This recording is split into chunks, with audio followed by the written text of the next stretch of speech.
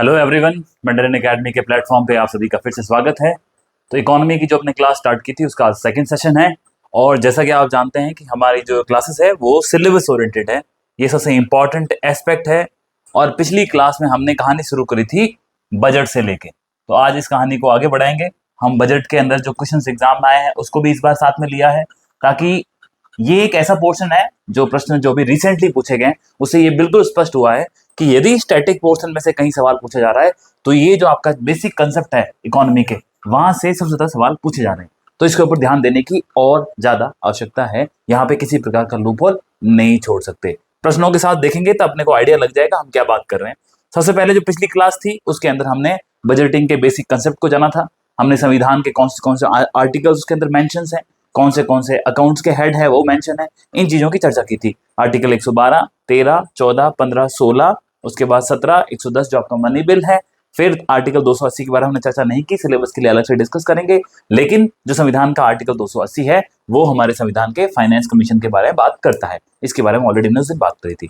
फिर आर्टिकल 266 और 267 जो कि गवर्नमेंट का जो सारा पैसा है वो पैसा सरकार कौन से अपने अकाउंट के अंदर रखती है और जिसका प्रावधान संविधान के अंदर दे रखा है। अब संविधान के वो आर्टिकल इंपॉर्टेंट हो जाते हैं, इसलिए उस दिन हमने चर्चा की थी आर्टिकल 266 और आर्टिकल 267। 266 के अंदर भी दो थे, आर्टिकल 266 का पहला भाग और दूसरा भाग। जो आर्टिकल 266 का पहला भाग था वो आपके जो हमारी संचित निधि है उसको दिखाता है, जबकि आर्टिकल 266 का दूसरा भाग था वो आपका आकस्मिक निधि को दिखाता है। ये बात हमने बात कर ली।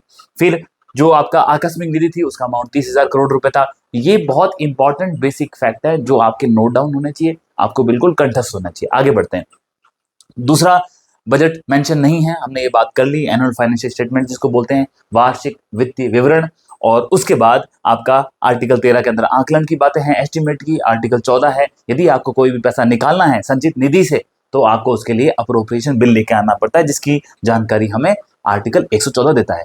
फिर आर्टिकल 115 है, यदि आपने जितना एक्सपेंडिचर के लिए बजट के अंदर फंड की डिमांड करी वो आपके उद्देश्य की पूर्ति नहीं कर पाता तो ये उसके लिए आपको सरप्लस या फिर एडिशनल एक्सपेंडिचर मीट करने के लिए पैसे की रिक्वायरमेंट होती है। तो वो पैसे की रिक्वायरमेंट आप आर्टिकल 115 में जाकर के अपने उसके लिए जो भी स्कीम है उसके लिए डिमांड कर सकते हो। तो उसके लिए आर्टिकल 115 इंपॉर्टेंट हो गया। आर्टिकल 116 हमने बताया था कि आर्टिकल 116 की महत्ता तब है जब यदि कुछ समय के लिए 2 महीने 2.5 महीने के लिए सरकार जब बजट का सेशन लेके आ रही है, सरकार उस समय प्रयास करती है कि मैं आर्टिकल 114 के माध्यम से पैसे निकालूं। जब तक ये पैसे निकले तब तक अडहॉक अरेंजमेंट है, एक आपके पास एक प्रक्रिया है जिसके माध्यम से कुछ समय के लिए पैसा आप यहां से ले सकते हो। आर्टिकल 117 किसी भी प्रकार का कोई भी वित्त बिल हो तो फाइनेंस बिल हो वो आर्टिकल 117 के अंदर विवरण है। उसके बाद आर्टिकल 110 ये मनी बिल है। मनी बिल भी एक प्रकार का फाइनेंस बिल है, लेकिन दोनों के अंदर डिफरेंस है जिसको मैंने इसके लिए एक चार्ट भी समरी ऐड कर रखी है, उसके अंदर इसको देख लेंगे कि भाई फाइनेंस बिल के अंदर आपको पता है कि लोकसभा की क्या पावर है, राज्यसभा की क्या पावर है। इसके अंदर राज्यसभा के पास भी अच्छी खासी पावर है, लेकिन मनी बिल के अंदर राज्यसभा के पास कोई पावर नहीं है। लोकसभा के अंदर इंट्रोड्यूस किया जा सकता है और लोकसभा के अंदर इंट्रोड्यूस करने के बाद आप राज्यसभा में बिल को भेजते हो। राज्यसभा हो सकता है उसके ऊपर कोई अमेंड सजेस्ट कर दे, लेकिन ये लोकसभा की जिम्मेदारी है कि वो उसको एक्सेप्ट करे या नहीं करे। तो इसके अंदर प्राइमरी जो रोल है वो लोकसभा का है। इसके लिए मतलब क्या है, आपने और लोकसभा के अंदर सरकार की मेजोरिटी होती है, तो कहीं ना कहीं मनी बिल के अंदर सरकार के पास अच्छी खासी पावर होती है। और मनी बिल किस संदर्भ में ला सकते हैं उसका विवरण हमको आर्टिकल 109 है, वो दिखाता है कि किन किन विषयों के ऊपर आप मनी बिल को लेके आ सकते हैं। ये बहुत ही इंपॉर्टेंट दोनों आर्टिकल है, प्रश्न हर दूसरे परीक्षा में इसे सवाल पूछा जाता है। आर्टिकल 280 की बात कर ली, ये कर ली, ठीक है। फिर इसके बाद हमने क्या चर्चा की थी, हमने बोला था कि किस किस प्रकार के जो अपने बजट होते हैं, zero base budget, gender budget, outcome budget, ये तीनों बहुत इंपॉर्टेंट थे। बाकी तो हमने चर्चाएं कर ली ऊपर वाली कि भाई हमने डिवीजन देखा था, लेकिन ये एक तरह से रिवीजन का फास्ट हम रिवाइज कर लें तो ताकि चीजें कनेक्ट हो जाएगी और फिर हम आगे इसके बाद बढ़ेंगे।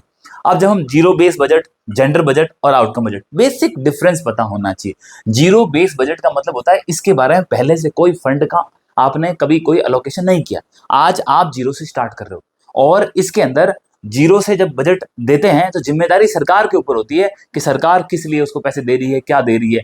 लेकिन जबकि आउटकम बजट जिसको हम परफॉर्मेंस बजट भी कहते हैं, उसके अंदर जिम्मेदारी उस मांगने वाले की होती है कि भाई सरकार ने बोला कि मैंने आपको XYZ उद्देश्य के लिए पैसे दिए, अब आप दोबारा मेरे से पैसे लेने आए हो, तो जो मेरा उद्देश्य था क्या आपने उसकी पूर्ति करी, तो उसकी परफॉर्मेंस देखी जाएगी, उस मिनिस्ट्री की आउटकम देखे जाएंगे, उसके बाद उस स्कीम के लिए आपको पैसे दिए जाएंगे। उसके बाद जेंडर बजट, मैंने बताया ऑलरेडी महिलाओं के लिए अगर कोई प्रयास किए जा रहे हैं तो वो जो पैसा आप दे रहे हो उनके विकास के लिए, उनकी उन्नति के लिए, वो सारा का सारा पैसा जेंडर बजट में। इंतरिम बजट क्या होता है, जब भी इलेक्शन का माहौल होता है, इलेक्शन के माहौल के अंदर जब कुछ समय के लिए आप बजट सरकार लेके आती है, वो पूर्ण वार्षिक वर्ष का नहीं होता है, वो आंशिक वार्षिक वर्ष का होता है। जैसे 2024 बहुत ही इंपॉर्टेंट इलेक्शन ईयर था, तो इस कारण से क्या पता सवाल पूछा जाए, और रिसेंटली एक एग्जाम में सवाल पूछा भी गया, जिसका क्वेश्चन शायद मैंने इसमें डाला है, नहीं डाला है तो मैं बाद में अपडेट कर दूंगा। वोट अकाउंट की बात कर ली, सप्लीमेंट्री की बात कर ली, कैपिटल और रेवेन्यू, ये जो हमारा बजट होता है, बजट के दो भाग होते हैं। इसका आगे आई होप चार्ट होगा। जैसे गवर्नमेंट का बजट है, इस गवर्नमेंट के दो भाग हैं, एक रेवेन्यू बजट जिसको हमने राजस्व का बोला था, और दूसरा आपका स्थायी पूंजी संबंधित है यानी कि कैपिटल बजट। रेवेन्यू के दो हैं, एक रेवेन्यू रिसिप्ट, एक रेवेन्यू एक्सपेंडिचर। यहाँ पे ये गलती से कैपिटल लिखा है, इसको आप रेवेन्यू कर लें, तो एक हो गया आपका रेवेन्यू रिसिप्ट और दूसरा हो गया आपका रेवेन्यू एक्सपेंडिचर। फिर दूसरी तरफ अगर देखें तो दूसरी तरफ आपको कैपिटल बजट मिलता है, और कैपिटल बजट के भी दो भाग हैं, एक कैपिटल रिसिप्ट और एक्सपेंडिचर। अब बेसिकली कितना पैसा आ रहा है, कितना खर्च कर रहे हो, ये जो आंकलन है वो आपका क्या है, बजट है, हो गया। अब इसके बाद इस रेवेन्यू रिसिप्ट के अंदर कौन सी चीज आती है और आपके कैपिटल रिसिप्ट के अंदर कौन सी चीज आती है, उसके बाद रेवेन्यू एक्सपेंडिचर में क्या क्या होता है, कैपिटल एक्सपेंडिचर में क्या होता है, बेसिकली तो आपको बता दी। अब मेन आपको पहले ये समझना होगा कि दी कैपिटल रिसिप्ट, ये बहुत इंपॉर्टेंट है क्योंकि परीक्षा में प्रश्न यहाँ से 100% आते हैं। अब कैपिटल रिसिप्ट क्या होती है, सरकार ने मान लीजिए अपनी किसी गवर्नमेंट की कंपनी का कोई स्टेक बेच दिया, तो वहां से जो पैसा जनरेट होगा सरकार को, वो सरकार का पैसा इस हेड में आएगा। और मान लीजिए कि सरकार ने कहीं से बाहर से किसी, मान लीजिए जापान का या Asian development bank, new development bank या IMF, कहीं से भी आप लोन लेके आए, वो जो बोरोइंग्स है, चाहे वो बोरोइंग आपकी विदेशों से हो या देश के अंदर भी हो, वो सारा का सारा बोरोइंग का पैसा किस में आता है, वो भी इसमें आता है, तो वो आपकी क्या होगी, कैपिटल रिसिप्ट। लेकिन रेवेन्यू रिसिप्ट के अंदर क्या होगा, सरकार ने खुद से कोई इनकम जनरेट की, जैसे सरकार की इनकम कहां जनरेट होती है, आपने टैक्स कलेक्शन किया। अब टैक्स के अंदर भी कही है, आपका इनकम टैक्स है, आपका कॉर्पोरेट टैक्स है, आपका GST है। तो ये जो सारी सरकार के पैसे जो केंद्र सरकार के पास आ रहे हैं ना, वो यहाँ पे आपके टैक्स रेवेन्यू के अंदर ये आ जाता है, ठीक है। और मान लीजिए सरकार के पास कोई पब्लिक फंड के अंदर, जैसे हमारा कुछ स्कीम्स होती है, PF के फंड होते हैं, नेशनल सेविंग स्कीम्स होती है, तो इनके अंदर जो पैसा सरकार का पड़ा है, उसके ऊपर जो इंटरेस्ट जनरेट होता है, तो उसका कुछ हिस्सा सरकार के पास जाता है, वो नॉन टैक्स रेवेन्यू के अंदर आता है। जबकि रेवेन्यू एक्सपेंडिचर में क्या क्या आएगा, सैलरी देनी है गवर्नमेंट एम्प्लॉइज को, पेंशन देनी है, तो वो सारा का सारा पैसा आपका कहाँ जाता है, इसमें रेवेन्यू एक्सपेंडिचर में। अब कैपिटल एक्सपेंडिचर में क्या जाएगा, कैपिटल एक्सपेंडिचर की ऑलरेडी हमने बताया दो मेन इंपॉर्टेंट है, एक प्लान है, एक अनप्लान है।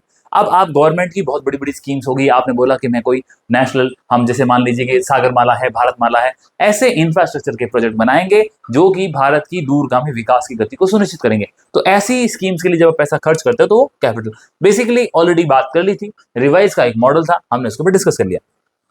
फिर हमारा क्या था, ये कुछ डॉक्यूमेंट थे जो बजट के अंदर पेश होते हैं, डिटेल में इसके बारे में बात करी थी, और इसमें मैंने आपके सामने जो मेन प्रश्न हमारे बजट के अंदर दिया जाता है हर साल, यदि आप बजट के डॉक्यूमेंट देखोगे, बजट एट ए ग्लांस देखोगे, तो उसके अंदर एक पहला पन्ना होता है, उस पन्ने पर सारी की सारी चीजें क्या होती है, लिखी होती है, ठीक है, क्लियर है, उस पन्ने पे सारी की सारी चीजें लिखी होती है। तो ये आपको ध्यान रखना है कि जो हमारा बजट है, बजट एट ए ग्लांस के पहले पन्ने, क्यों हिल रहा है भाई तू, है ना, 1 सेकेंड, ओके। तो बजट एट ए ग्लांस में जो पहला पन्ना होता है, उस पन्ने पर हमको वो सारी की सारी चीजें, कुछ नाराज है ये, तो कुछ सारी की सारी चीजें हमारे उसमें लिखी होती है कि भाई ये पन्ना है, जैसे थोड़ा सा बना ही देते हैं जब ये खुश हो गया है तो ये आपका पेज है बजट एट ए ग्लांस के अंदर, उसमें क्लियरली लिखा होता है कि ये डॉक्यूमेंट्स हैं वो बजट के साथ पेश किए जाएंगे, और वो ऑलरेडी सब कुछ बता दिया। जो हमने कॉन्स्टिट्यूशन के आर्टिकल्स देखे थे वो वाली चीजें भी आता है। बेसिकली ये तो आपका क्या खर्चा है और कहां से पैसा जनरेट करोगे,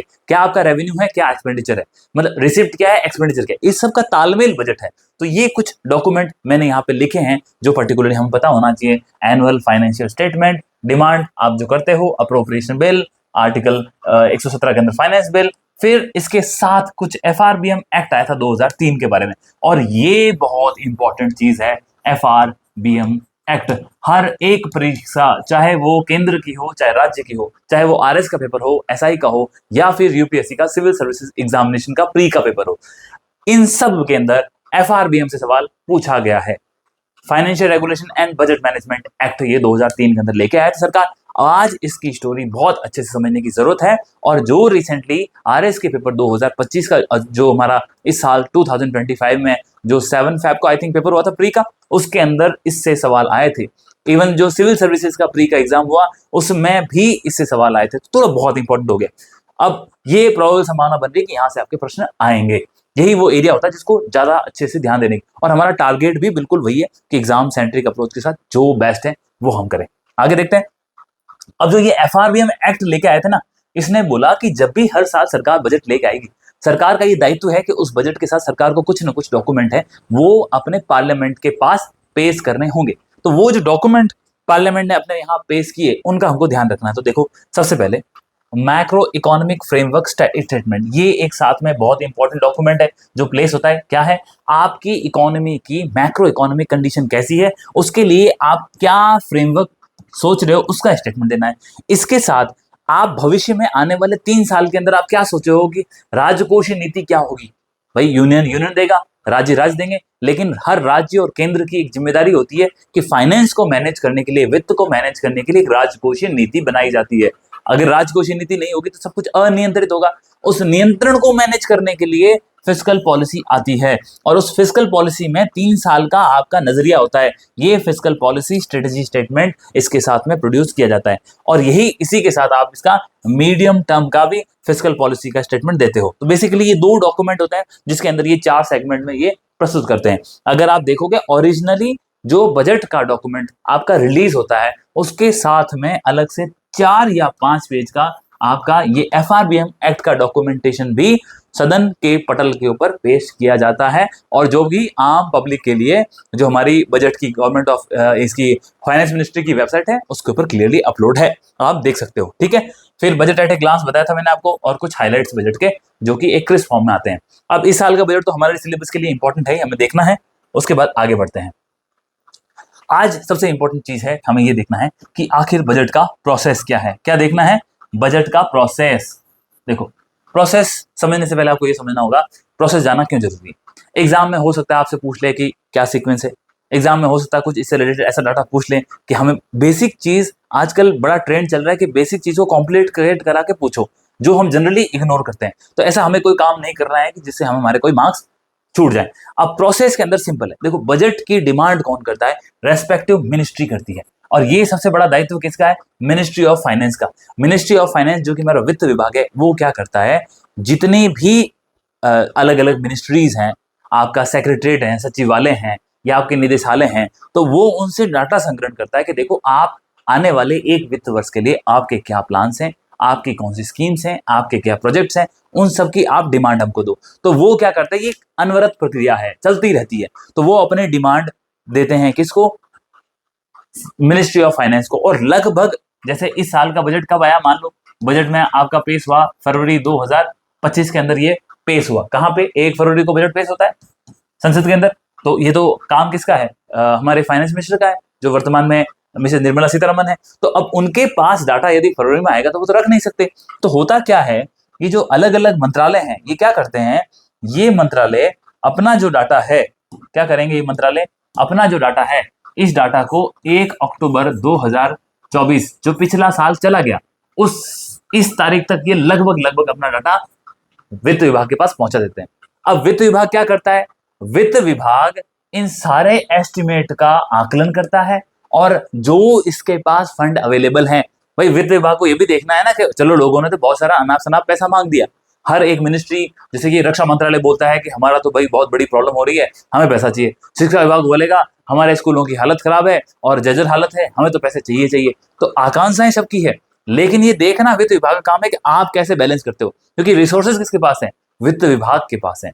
तो वित्त विभाग क्या करता है, इस इनकम को, इस एक्सपेंडिचर को एक तालमेल बनाता है, दोनों को बैलेंस करता है, और उसके हिसाब से किसी मिनिस्ट्री को ज्यादा जरूरत है तो उसके हिसाब से, किसी मिनिस्ट्री को कम है तो उसके हिसाब से, और इस प्रकार से वो बजट को प्रिपेयर करता है। और जब ये बजट को प्रिपेयर करता है, प्रिपेयर करने के बाद इसको फाइनेंस मिनिस्टर कैबिनेट की अनुमति लेने के बाद फिर वो एक हलवा सेरेमनी होती है, एक सेरेमोनियल चीज है, काफी लंबे टाइम से प्रैक्टिस चली आ रही है, आपने देखा होगा।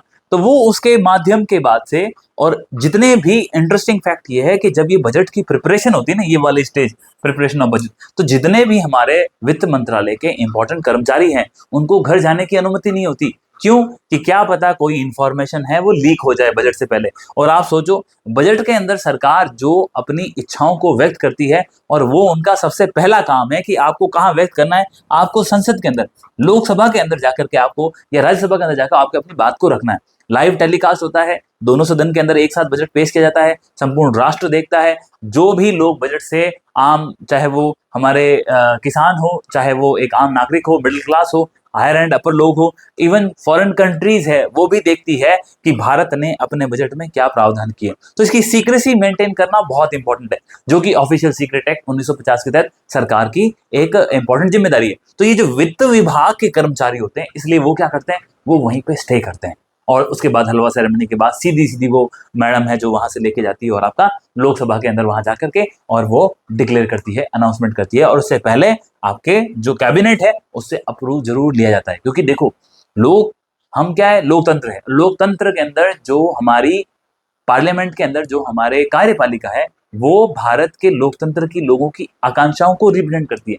तो जब तक कोई आप कैबिनेट से अनुमोदित नहीं होता है, तो इसका मतलब क्या है, उसको सबकी सहमति नहीं है। भाई इंडिविजुअल मिनिस्टर कोई चीज नहीं कर सकता, जब उनको अनुमति मिलती है किससे, कैबिनेट से, तब कोई काम होता है। तो ये बजट का एक प्रोसेस। अब इसमें जब सबसे पहले, ये क्या है, संसद में बजट के पहुंचने से पहले की प्रक्रिया की बात। अब मान लीजिए कि आपका बजट का भाषण फाइनेंस मिनिस्टर ने दे दिया, अब उसके बाद क्या होगा वो देखना है। तो वो स्लाइड इसमें है, 1 सेकेंड, वो स्लाइड इसमें नहीं है तो कहीं मिस हो गई, कोई बात नहीं। तो अब मैं आपको ऐसे ही बताता हूं कि क्या प्रोसेस है। अब ये तो हो गई बात। अब इसके बाद आप देखो प्रोसेस क्या है, कौन सा प्रोसेस की बात कर रहे हैं हम, प्रोसेस की बात कर रहे हैं जो संसद के अंदर होता है। भाई सबसे पहले तो क्या होगा, भाषण होगा, फाइनेंस मिनिस्टर कैबिनेट के अनुमोदन के बाद इस भाषण को लोकसभा अथवा राज्यसभा किसी के अंदर भी पेश करती है। जनरली लोकसभा में किया जाता है, और आप जानते हैं कि कोई भी मंत्री है, मिनिस्टर है, उसके पास ये, उसको ये फ्रीडम है, उसके पास ये राइट है कि वो किसी भी सदन में जाकर के अपना भाषण दे सकती है। और यदि किसी एक भाषण के अंदर, एक सदन के अंदर भाषण दिया जाता है, दूसरे सदन के अंदर लाइव टेलीकास्ट होता है। अब ये जब ये सब कुछ हो जाएगा बजट के अंदर, वहां जाकर के संसद के अंदर भाषण दे दिया जाएगा, तो उसके बाद उसका क्या होगा, ये पहले अनुमोदन होता है, प्रस्ताव लेके आते हैं, उसके बाद इसके ऊपर डिस्कशन होगा। क्या होगा इसके ऊपर, डिस्कशन। अब ये डिस्कशन दोनों सदनों के अंदर अलग अलग होता है। अब जब डिस्कशन करते हैं तो आप जानते हैं बजट बहुत बड़ा है, और इसके अंदर अलग अलग मिनिस्ट्री सबकी डिमांड होती है। तो हमारे पास कुछ कमेटियां बनी हुई है, तो इन कमिटीज के अंदर ये चीजें जाती है। पर्टिकुलर कमेटी होती है जो जिस मिनिस्ट्री की कमेटी है, वो मिनिस्ट्री की कमेटी उस बजट का आकलन करती है। आकलन करने के बाद फिर ये कमेटी क्या करती है, दोबारा से इसको सदन को सबमिट करती है। अब सदन के अंदर फिर इसके ऊपर दोबारा से डिस्कशन होता है, और डिस्कशन होने के बाद इसके ऊपर क्या होती है, आपकी वोटिंग होती है। इसी के बीच में आपके मोशंस लेके आ जाते हैं, कट मोशन, वो सब पॉलिटी का पोर्शन है, यहाँ हम इकोनॉमी में डिस्कशन नहीं करेंगे। लेकिन जस्ट हमको पता होना चाहिए कि ये जो प्रोसेस इतना सिंपल लिखा है, इतना सिंपल नहीं है। लेकिन स्टेज यही है, संसद के अंदर भाषण दिया जाएगा, फिर उसके ऊपर डिस्कशन होगा। डिस्कशन होने के बाद हर एक मंत्रालय की एक कमेटी बनाई हुई है, उस कमेटी के अंदर वो बजट जाता है, उसके ऊपर चर्चा होती है। चर्चा होने के बाद उसके ऊपर कुछ निष्कर्ष निकल जाते हैं। ये जो कमेटियां होती है, इसके अंदर पक्ष विपक्ष दोनों के सदस्य होते हैं। लोकसभा के लिए अलग कमेटियां हैं, राज्यसभा के लिए अलग कमेटियां हैं। ये डिस्कशन होने के बाद चीजें वहां से दोबारा आपके सदन में आती है, सदन के अंदर दोबारा से वोटिंग होती है, डिस्कशन होता है, और हर एक ग्रांट, हर एक डिमांड, जो भी आपने डिमांड करी, हर एक डिमांड के ऊपर डिस्कशन करने का प्रयास किया जाता है। अगर समय नहीं होता है तो सारे की सारी डिमांड को एक साथ क्लब करके पास कर दिया जाता है। यदि ये सदन के अंदर पास नहीं होता है तो सरकार के लिए चैलेंज है, और बजट का पास ना होना सरकार को, उसके अस्तित्व को खतरे में डाल सकता है। तो ये इकोनॉमिकल जो हमें देखना जरूर था, देख लिया। तो ये जनरली पॉलिटी का ये सवाल बनता है, लेकिन हमें इसे पता होना चाहिए। अब इसके बाद नेक्स्ट बजट के टाइप, तो देखो, जीरो बेस, आउटकम, जेंडर, ये 3 बजट के आपको मैंने उस दिन बता दिए कि टाइप क्या होते हैं। इसमें सबसे इंपॉर्टेंट आपका जीरो बेस और आउटकम है, ये दोनों आपको बिल्कुल पता होने चाहिए, जीरो बेस बजट क्या है और आउटकम बजट क्या है। अब उसके बाद 3 बजट और ध्यान रखना है, एक होता है बैलेंस बजट, एक होता है सरप्लस और तीसरा है डेफिसिट। बैलेंस बजट, तुरंत बजट मतलब कुछ नहीं है, आपका एक्सपेंडिचर और आपकी रिसिप्ट दोनों बराबर है, जितना आप पैसा खर्चा कर रहे हो उतना आपके पास पैसा है, तो ये बैलेंस हो गया। सरप्लस का मतलब क्या होता है, जो आपका खर्चा है उससे ज्यादा आपके पास पैसा है, यानी कि आपकी रिसिप्ट है वो आपके खर्चे से ज्यादा है, तो इसको हम क्या बोलते हैं, सरप्लस या अधिशेष बजट कहते हैं। अब लास्ट में आपका डेफिसिट बजट है।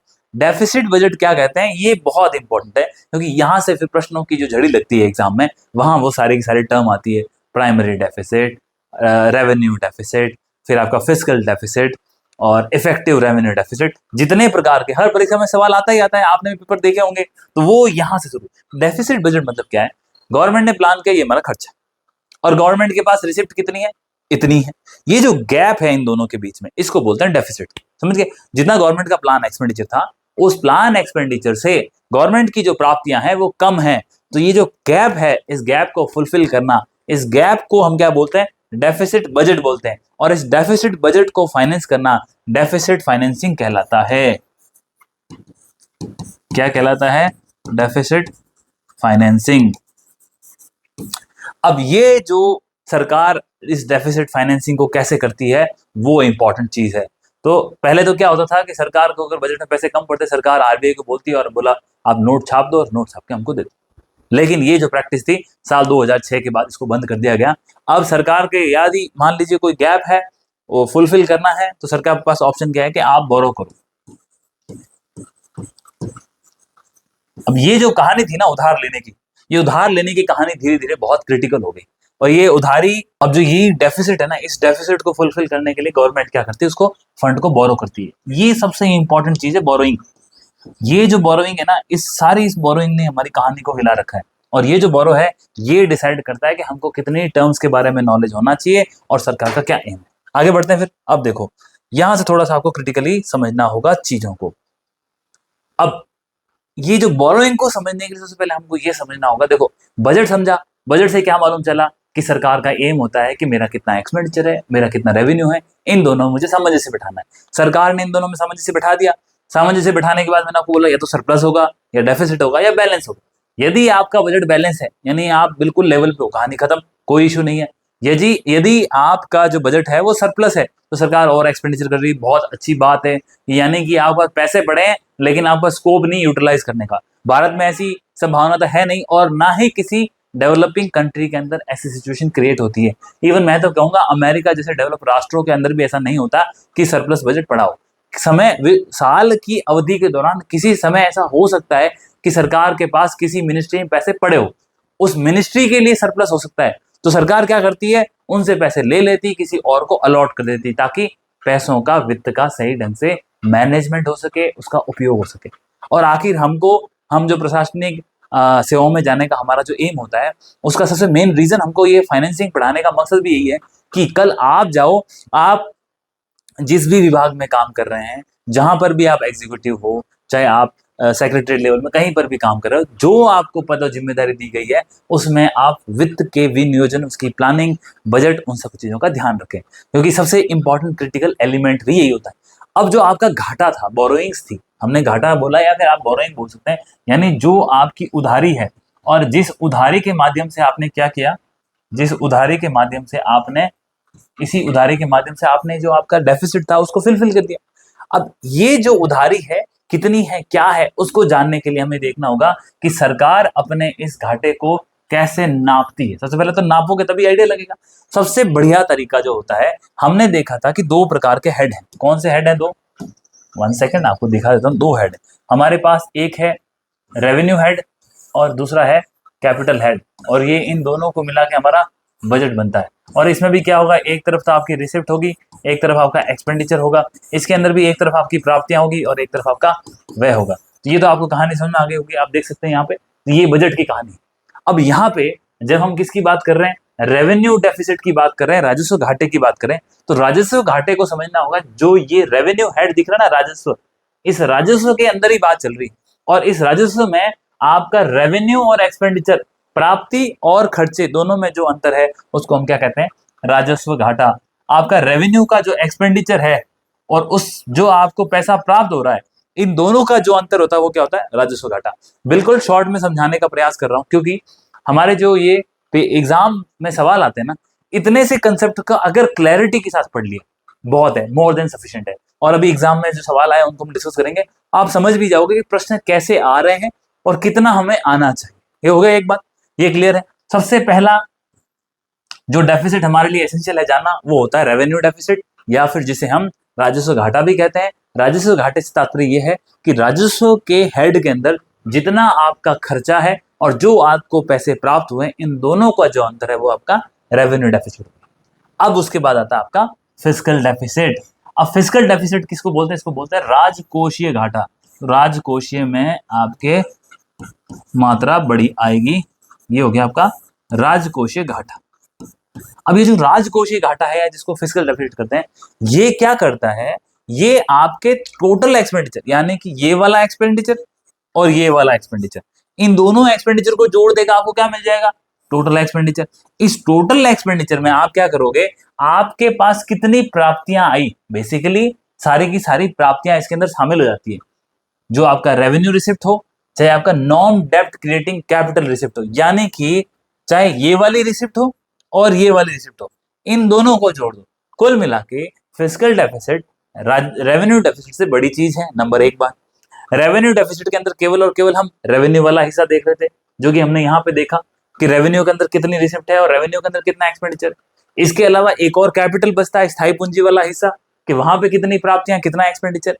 अब जब आप राजकोषीय घाटा देखते हो तो आप इस पूरे को देखते हो कि ये जो पूरा हमें रिसिप्ट, हमारा जो एक्सपेंडिचर है और जो हमारी रिसिप्ट है, उन दोनों में कितना अंतर है। और फिस्कल डेफिसिट को, राजकोषीय घाटे को सामान्य और आसान शब्दों में समझने के लिए आप ये भी कह सकते हो, देखो ये फॉर्मूला तो याद करना ही होगा। ये फॉर्मूला नहीं है बेसिकली, ये तो बहुत सिंपल चीज है, बहुत सिंपल तरीके से लिखा है, इतना तो हमें पता होना ही चाहिए। अब इस फिस्कल डेफिसिट को या राजकोषीय घाटे को हम हमारी स्पष्ट उधारी कह सकते हैं, कि सरकार जो उधार पैसा लेती है वो आपका फिस्कल डेफिसिट। क्लियर है, ये बिल्कुल यूज आएगा आपके ऐसे कैसे। और है क्या, ये जितना आपका खर्चा है और जितनी आपको रेवेन्यू रिसिप्ट आ गई, या नॉन डेप्ट क्रिएटिंग कैपिटल रिसिप्ट, यानी कि जिससे कोई बाहर से ऐसी उधारी नहीं, वो निकाल दो आप, वो आपकी हो गया। कुल मिला के जो आप बेसिकली पैसा उधार लेते हो वो आपका फिस्कल डेफिसिट है पूरे बजट में। तो ये समझने के लिए बहुत इंपॉर्टेंट है। अब इसके बाद आता है आपका प्राइमरी डेफिसिट। प्राइमरी डेफिसिट या प्राथमिक घाटा क्या होता है, जो ये आपका फिस्कल डेफिसिट था, राजकोषीय घाटा था, इस राजकोषीय घाटे में से आपको जितना आपने जो उधार लिया उसके लिए जो ब्याज दिया उसको माइनस कर दो, आपको प्राइमरी डेफिसिट मिल जाएगा। तो बेसिकली रेवेन्यू डेफिसिट, रेवेन्यू के एक्सपेंडिचर से रिसिप्ट हटा दो। फिस्कल डेफिसिट, जो आपका टोटल एक्सपेंडिचर है उसमें से टोटल आपकी रिसिप्ट माइनस कर दो। प्राइमरी डेफिसिट, जो आपका ये फिस्कल डेफिसिट आया, इसमें से जितना आपने इंटरेस्ट पे किया, जो आपने पैसा उधार ले रखा है, वो माइनस कर दो। इसके अलावा एक और होता है जिसको हम बोलते हैं इफेक्टिव रेवेन्यू डेफिसिट। क्या बोलते हैं उसको, इफेक्टिव रेवेन्यू डेफिसिट। ये एक्चुअली जो ओरिजिनल बजट था उसमें ये प्रावधान नहीं थे, धीरे धीरे अभी ये ऐड किए गए। और ये जो हमारी एनके सिंह कमेटी बनी थी और फिर जो हमारा एफआरबीएम एक्ट आया, तब ये हमने इफेक्टिव रेवेन्यू डेफिसिट ऐड किया। तो होता क्या है इफेक्टिव रेवेन्यू डेफिसिट, आपका रेवेन्यू डेफिसिट तो आपने देख लिया भाई, हिंदी में इसे हम रेवेन्यू डेफिसिट क्या कहते हैं, राजस्व घाटा। इफेक्टिव रेवेन्यू डेफिसिट प्रभावी राजस्व घाटा। क्या बोलते थे, प्रभावी। कहने का मतलब क्या है भाई, रेवेन्यू डेफिसिट तो होना ही नहीं चाहिए, पहली बात तो ये। अब प्रभावी का कहने का तात्पर्य है कि जितना आपका रेवेन्यू डेफिसिट है, जो आपका राजस्व घाटा है, इस राजस्व घाटे में से सरकार कई बार क्या करती है, आपको ग्रांट देती है। वो फाइनेंस कमीशन 280 जो आर्टिकल है ना, वहां पे उसका काम होता है कि वो पैसे को बांटता है केंद्र और राज्यों के मध्य। तो वो जो केंद्र और राज्यों के मध्य, फिर राज्यों के अंदर भी पैसा बांटता है, वो जो वर्गीकरण करता है ना, तो उस वक्त वो ना सिर्फ पैसे को बांटना, उस पैसे में ग्रांट की बात करता है कि केंद्र को कौन से ग्रांट देने चाहिए, कितने देने चाहिए। तो वो जो ग्रांट दिए जाते हैं राज्यों को, वो ग्रांट आपके इस डेफिसिट को कम करते हैं। तो इसीलिए हमने एक नई टर्म बनाई, प्रभावी राजस्व घाटा, जिसमें जो आपका राजस्व घाटा है उसमें से आप क्या माइनस करते हो, सरकार के द्वारा दिए गए ग्रांट, क्योंकि उसके लिए तो कोई खर्चा ही नहीं लगता है, वो तो सरकार की तरफ से गिफ्ट है, तो इसलिए ये चीजें हो गई। तो ये बेसिकली 4 टर्म आपको बिल्कुल पता होने चाहिए, इसी के बेस पे हम प्रश्न करेंगे। आई होप ये चीजें क्लियर होगी। दोबारा कोई डाउट है, हम कल रिवीजन की क्लास में, जब भी हमारी नेक्स्ट क्लास होगी, हम दोबारा इसको एक बार देख लेंगे। ओके, आगे बढ़ते हैं फिर। अब देखो आप, अब ये जो घाटे थे इसकी कहानी को समझने के लिए हमने एफआरबीएम एक्ट लाया, और एफआरबीएम एक्ट का उद्देश्य यही था कि जो हमारा वित्त है, जो फिस्कल पॉलिसी है, उसको सही ढंग से हमको मैनेज करना है। फिस्कल पॉलिसी का मतलब यही होता है, फिस्कल का मतलब क्या है, आपकी जो वित्त की पॉलिसी है उसको लाओ, और ये मेन काम किसका है, गवर्नमेंट का काम है। इसमें बैंक सेक्टर का कोई लेना नहीं होता है। बैंक की सीमाएं मॉनेटरी पॉलिसी तक बंधी हुई है, और फिस्कल पॉलिसी का काम कितना, तो गवर्नमेंट का। अब यहाँ पे देखो मेन क्यों ऐसा है कि फिस्कल पॉलिसी के ऊपर गवर्नमेंट को ध्यान होना चाहिए, या फिस्कल पॉलिसी आप क्यों लेके आए, क्या उद्देश्य है। एक, ये केंद्र सरकार का काम है कि हमें इकोनॉमिक ग्रोथ को इंश्योर करना है कि हाँ, हम हमारी जो कंट्री है उसकी ग्रोथ अच्छी हो रही है, इकोनॉमिक ग्रोथ। क्यों, अगर आपकी इकोनॉमिक ग्रोथ अच्छी नहीं होगी तो आप जो आपके उद्देश्य हैं वो हासिल ही नहीं कर पाओगे। भाई इकोनॉमिक ग्रोथ नहीं होगी तो हम पॉवर्टी, माल न्यूट्रिशन, जो हमारी भुखमरी जैसी समस्याएं हैं, कैसे दूर कर पाएंगे। शिक्षा, जो जेंडर गैप है, उन सबको फुलफिल करने के लिए आपको इकोनॉमिक ग्रोथ चाहिए। एक बात हो गई। दूसरी बात क्या है, आपको चीजों को निश्चित करना है, प्राइस में स्टेबिलिटी होनी चाहिए। अगर आप सब सोच लीजिए कि महंगाई बहुत ज्यादा होगी, महंगाई बहुत कम होगी, दोनों ही स्थितियां खराब है। यदि आपकी महंगाई ज्यादा होगी, अगर महंगाई बढ़ गई, इसका मतलब जो आम आदमी है उसकी रेंज से तो चीजें बाहर चलेगी। ना सिर्फ आम आदमी बल्कि हर वर्ग के लिए समस्या है। और महंगाई का एक कारण होता है, अगर महंगाई थोड़ी सी बढ़ जाती है तो फिर वो एक विशियस साइकिल की तरह काम करती है, मतलब वो और महंगी होती जाएगी चीजें, और उसका असर पड़ेगा, है ना। आप समझो मेरी बात। मान लीजिए कि आपके फर्टिलाइजर के दाम बढ़ गए, ठीक है, और वो किस वजह से बढ़े, XYZ रीजन के कारण। लेकिन जैसे ही आपके उर्वरक के दाम बढ़े, अब जो किसान होता है वो उर्वरक कहाँ यूज करेगा, किसान का काम होता है उर्वरक को यूज करना खेत में, वो खेत में डालेगा, तो खेत में उसकी क्या हो जाएगी, लागत बढ़ जाएगी। अब जब लागत बढ़ जाएगी तो उसको उसकी लागत को प्राप्त करने से नीचे तो अपना सामान नहीं बेच सकता, तो वो क्या करेगा, जो उसका विक्रय मूल्य है, जो उसकी सेलिंग प्राइस है, उसमें वृद्धि हो जाएगी। और उसमें वृद्धि होने से असर किसको पड़ेगा, एक आम खरीदार को।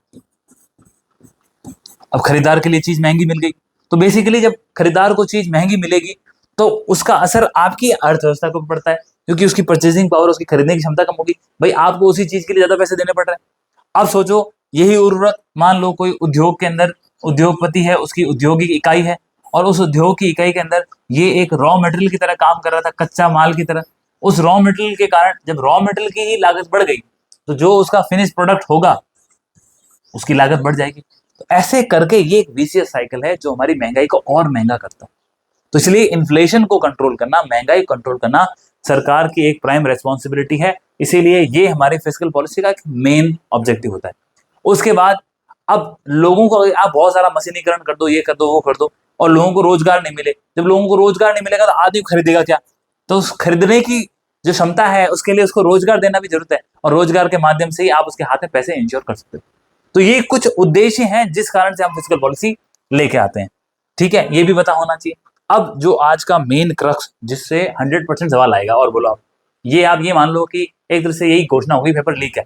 क्यों लीक है, एफआरबीएम के बिना तो पेपर पूरा नहीं होता। जैसे कि हम कहते हैं कि इतिहास में महात्मा गांधी, गौतम बुद्ध, इनके अलावा इनके जब तक प्रश्न ना आए तो परीक्षा में कोई प्रश्न पत्र पूरा नहीं होता। अर्थव्यवस्था में एफआरबीएम की चर्चाएं के बिना अधूरा है। एफआरबीएम का फुल फॉर्म क्या है, ऑलरेडी हमने देख लिया, fiscal responsibility and budget management, ठीक है, fiscal responsibility, budget management. Fiscal की रेस्पॉन्सिबिलिटी किसकी है, अभी हमने लास्ट स्लाइड के अंदर देखा। फिस्कल की रेस्पॉन्सिबिलिटी किसकी है, ये गवर्नमेंट की होती है। और गवर्नमेंट की क्यों रेस्पॉन्सिबिलिटी होती है, ये 3 मुख्य कारण है। इसके अलावा बहुत सारे कारण है, लेकिन ये मुख्य कारण है। हमने ये बात क्यों करी, पूछ ले एक आपसे ऑब्जेक्टिव में सिंपल सा सवाल कि आखिर फिस्कल पॉलिसी के उद्देश्य क्या है, और क्यों सरकार को इन्फ्लेशन को नहीं बढ़ने देना चाहिए, या फिर फिस्कल चीजों को ध्यान रखना चाहिए। और 4 ऑप्शन दे देंगे ऐसे ऐसे, और इसमें कहीं एक डाल देंगे कि प्राइवेट सेक्टर है उसकी ग्रोथ सुनिश्चित करने के लिए। तो याद रखना, फिस्कल पॉलिसी की जितने भी ऑप्शन आएंगे मोस्ट ऑफ द ऑप्शन सही होंगे।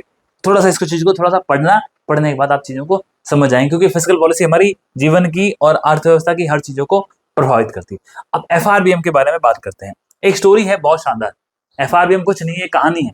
बहुत बड़ा नाम है लेकिन शानदार कहानी। हुआ क्या, इसमें जो लिखा है उसके अलावा कुछ बातें बात कर लेते हैं, आपसे बात करते हैं। चलो बात करने के लिए नई स्लाइड लेते हैं। कहानी शुरू होती है एफआरबीएम की। एफआरबीएम इतिहास पढ़ रहे हैं आज इसका, और इतिहास पढ़ने के साथ सवाल हो जाएंगे। आपको पता है कि हम 1990 के अंदर, फिर 1991 भारत की आर्थिक स्थिति बहुत खराब थी। आईएमएफ से लोन मिला था हमको, और क्यों मिला था तो बहुत सारे रीजन थे उसके लिए, वो हमें आना ही पड़ेंगे क्योंकि हमारे सिलेबस में अभी वो नहीं है एलपीजी रिफॉर्म्स वगैरह। तो 1990 के अंदर क्या हुआ, सरकार को बाहर से लोन लेना पड़ा। हमारे पास, हम जो बाहर से आयात करते हैं उनके लिए हमारे पास पैसे नहीं थे देने को, और उसको हमने क्या बोला, बैलेंस ऑफ पेमेंट क्राइसिस, उसको बीओपी क्राइसिस बोलते हैं, बड़ा फेमस है। यानी कि जो हम विश्व से चीजें आयात कर रहे थे ना, उस आयात के बदले पैसे भी तो दोगे, तो वो पैसे थे ही नहीं हमारे पास देने के लिए, क्योंकि हमारी जो आर्थिक स्थिति थी वो इतनी गड़बड़ हो गई। फिर हमने इकोनॉमिक रिफॉर्म्स किए। इन रिफॉर्म्स को हम क्या बोलते हैं, liberalisation, privatisation, globalisation, LPG reforms कहते हैं। अब बेसिकली एलपीजी रिफॉर्म्स क्या है, आपने इन तीनों क्षेत्रों के अंदर अलग अलग रिफॉर्म्स किए। सरकार ने क्या किया कि जो नियंत्रण था अपना सरकारी कंपनियों के ऊपर, उसको कम किया। सरकार जो आज जो हम बोलते हैं ना कि ऐसे फ्री में रेवड़ी कल्चर है, तो उसको उन्होंने कम किया। फिर बाहर से तब हमको पैसे मिले, और पैसे मिले तो हम कहीं ना कहीं स्थिर बने। अब इस स्थिरता को मेंटेन करने के लिए फिर हमने आगे धीरे धीरे अपनी कहानी को बढ़ाना शुरू किया। अब जैसे ही 1991 से हम आगे बढ़ने लगे, तो 1990 से लेकर के 2000 साल 2000 तक का, और इवन 2001 तक का जो काल था ना भारत के लिए, बड़ा ही संकटमय था। कैसे, 1990 से आते हैं हम, 1990 के बाद अगर आप सीधा देखोगे तो हम यहाँ रिफॉर्म्स हुए, आर्थिक स्थिति खराब थी, इसकी रिकवरी करने के लिए बहुत मुश्किल चैलेंजेस देखने पड़े। और ये देखते देखते क्या हुआ, पॉलिटिकल अनसर्टेनिटी आ गई, राजनीतिक अस्थिरता।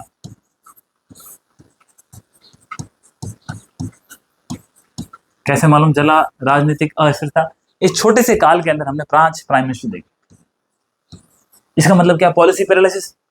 भाई सरकार सही ढंग से काम नहीं कर पा रही, सरकार को समर्थन नहीं है, लोकसभा ढंग से चल नहीं पा रही, तो ये सारी चीजें आपकी अर्थव्यवस्था पर प्रभाव डालेगी। तो ये जो पीवी नरसिम्हा राव के समय के बाद से जो हमको सरकार देखने को मिली, उसमें बहुत परिवर्तन देखने को मिला। मतलब आप देखो, अटल बिहारी वाजपेयी साहब 1990 से लेके 2000 के काल में 3 बार प्राइम मिनिस्टर बने, समझ रहे हैं आप। और कार्यकाल इन तीनों बार पूरा नहीं किया उन्होंने, कार्यकाल आखिर अपना जो 1999 से लेके 2004 आखिरी समय 2000 के बाद जो उन्होंने किया। फिर हमारे ऊपर बादल छाए हुए थे 2 पड़ोसी राष्ट्रों, पाकिस्तान और उससे, और आखिर में क्या हुआ, 1999 के अंदर कारगिल का युद्ध हो गया, ऑपरेशन विजय चला। ये युद्ध मैं क्यों बता रहा हूं कि आप सोचो, इस राजनीतिक अस्थिरता ने, इस युद्ध ने हमारी अर्थव्यवस्था की रीढ़ की जो हड्डी है ना, उसको तोड़ दी। अब इसी के साथ क्या हुआ, 1998 के अंदर जो हमारे अटल बिहारी वाजपेयी सिस्टम गवर्नमेंट थी, उन्होंने एक हिस्टोरिक निर्णय लिया भारत के विकास के लिए और हमारी जो पूरी फॉरेन पॉलिसीज को बदलने के लिए, और उन्होंने निर्णय लिया कि हम न्यूक्लियर ब्लास्ट करेंगे, और उन्होंने न्यूक्लियर ब्लास्ट किए पोखरण की रेंज के अंदर। ये जो न्यूक्लियर ब्लास्ट था, इसकी अनाउंसमेंट ने पूरी दुनिया को चकित कर दिया, क्योंकि भारत इससे पहले 1974 के अंदर भी न्यूक्लियर टेस्ट कर चुका था, लेकिन जिस स्केल, जिस डिटर्मिनेशन और जिस हालात के अंदर हमने न्यूक्लियर टेस्ट किया ना, वो एक हिस्टोरिक मोमेंट था। आज आप अटल बिहारी वाजपेयी जी को, उनके निर्णयों, उनकी बाकी चीज़ों के लिए याद रखते हो, तो आपको इस एक दशक को याद रखना है कि कितनी अस्थिरता के दौर के अंदर एक प्राइम मिनिस्टर ऐसा आया जिसने इतने स्ट्रॉन्ग डिसीजन लिए, जिसने भारत का जो संपूर्ण भू परिदृश्य है, भू राजनीतिक स्थिरता है, उसको बदल दिया। ये हुआ। उसके बाद कारगिल हुआ। कारगिल होने के बाद जो अमेरिका की पार्लियामेंट है 2001 के अंदर, उनके ऊपर भी अटैक हो गया था, और हमारे यहाँ पर श्रीनगर में, और श्रीनगर के बाद जो हमारी खुद की पार्लियामेंट है, उसके ऊपर साल 2001 के अंदर अटैक हुआ, भारत की संसद के ऊपर।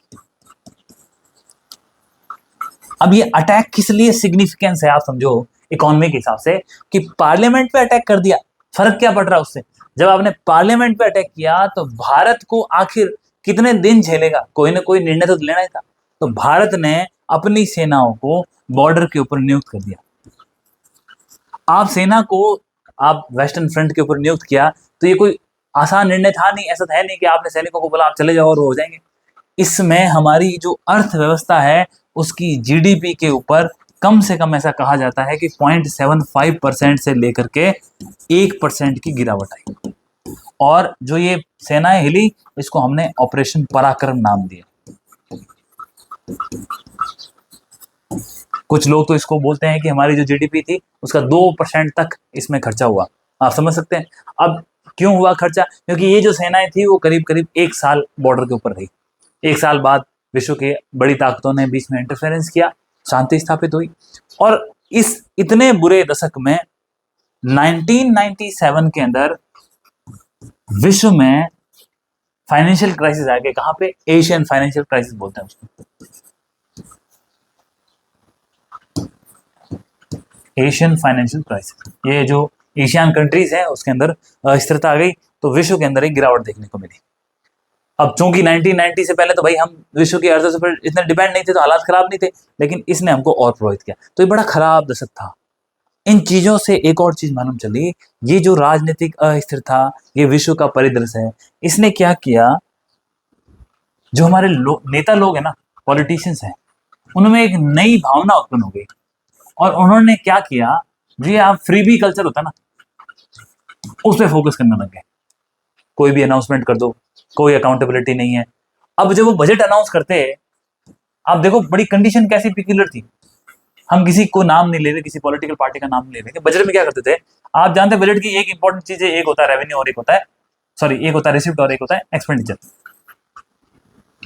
और मैंने कहा था यदि आपका रेवेन्यू कम है, एक्सपेंडिचर ज्यादा है, तो इन दोनों के बीच का जो गैप है वो क्या? डेफिसिट है। तो बेसिकली हालात विश्व में ऐसे थे उस दशक के अंदर, और भारत की स्थिति बहुत खराब थी। कारण मैंने आपको बता दिए। अब इन कारणों में ये जो गैप था ना डेफिसिट का, ये बढ़ता गया, ये बढ़ता गया, ये बढ़ता गया।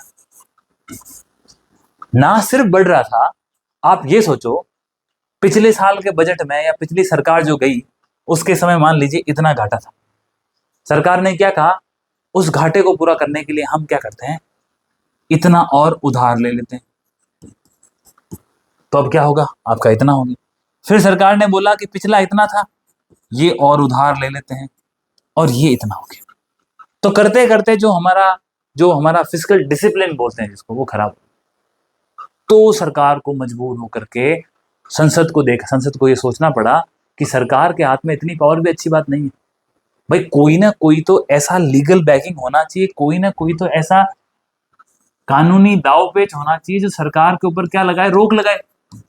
और इसके लिए पार्लियामेंट को इकट्ठा होना पड़ेगा। और पार्लियामेंट ने इकट्ठा होकर एक रास्ता अपनाया, fiscal responsibility and budget management, और इसको पारित किया। क्या इसको पारित करना आसान था? नहीं। क्यों? आप आखिर में नेताओं की पावर उसको तो काट रहे हो, उनको लीगली रोक रहे हो, तो इसको पास करना आसान नहीं था।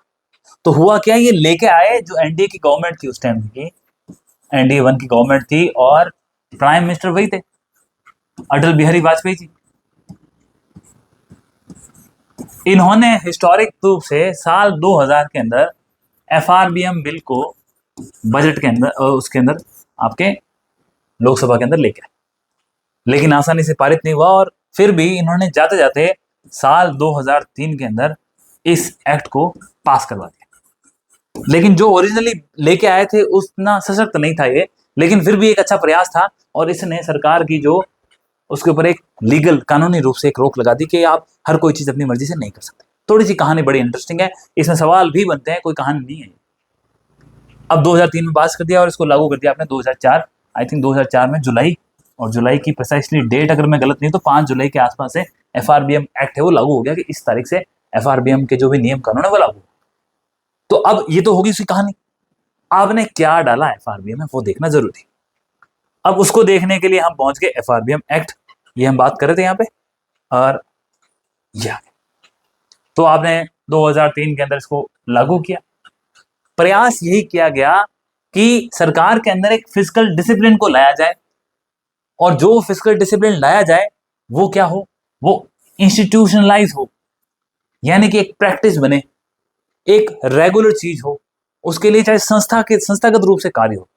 जैसे नीति आयोग कोई काम करता है, रिपोर्ट निकालता तो हवा में नहीं निकालता, वो सिस्टमेटिक तरीके से निकालता है। तो ये प्रयास था कि इस फिस्कल डिसिप्लिन को इंस्टीट्यूशनलाइज किया जाए और साल 2003 के अंदर ये इनेक्ट हो गया, 2004 से लागू हो गया। एम इसके 3 बहुत इंपॉर्टेंट एम थे। सबसे बड़ा, आपको जो आपका फिस्कल डेफिसिट है, फिस्कल डेफिसिट क्या होता है? राजस्व, राजकोषीय घाटा।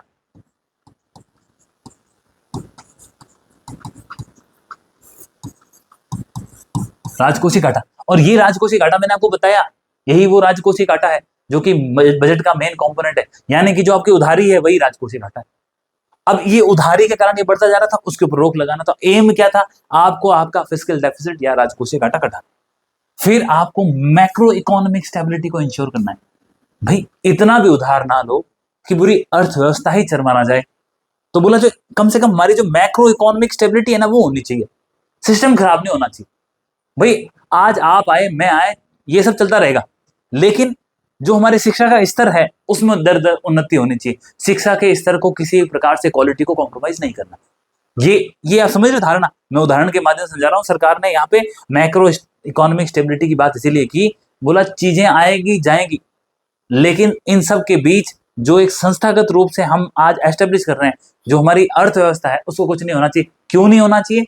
आपने 1990 के अंदर एक झटका ऑलरेडी ले लिया था, और आप 1990 से लेके 2002 तक एक अच्छी खासी बुरी कहानी देख चुके हो, जिसको मैंने बड़े ही स्पष्ट शब्दों से आपको सिखाया। अब आप देखो, इन सब के करने के साथ एक और चीज बोला कि ट्रांसपेरेंसी आपको लेके आनी। क्यों लेके आनी है?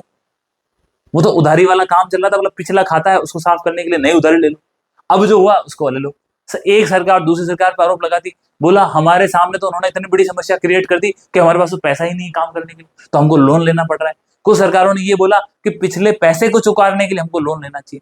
तो इन सब चीजों में कौन सच्चा कौन झूठा कैसे साबित होगा? तो बोला ठीक है, ट्रांसपेरेंसी लाओ। भाई आप अपना टारगेट दिखाओ ना, आप सीधी सीधी बात बोलो कि आज की तारीख में इतना उधार है, हम ये ले रहे हैं, हमारा टारगेट ये है। तो ये एफआरबीएम के एक्ट के अंदर बातें आई। अब ऐसा था कि भारत जो है एक संघ है, इसमें केंद्र भी है, राज्य भी है, पैसा सबके पास है। तो बोला खाली केंद्र कुछ कर लेगा तब भी काम नहीं चलेगा, क्योंकि राज्यों की जिम्मेदारी भी है, उनको भी ये करना। तो बोला शुरुआत करते हैं केंद्र से, लेकिन राज्यों को भी इसमें इफेक्टिव रूप से भाग निभाना पड़ेगा। और ये दोनों काम हुए, और it was a very good initiative FRBM act.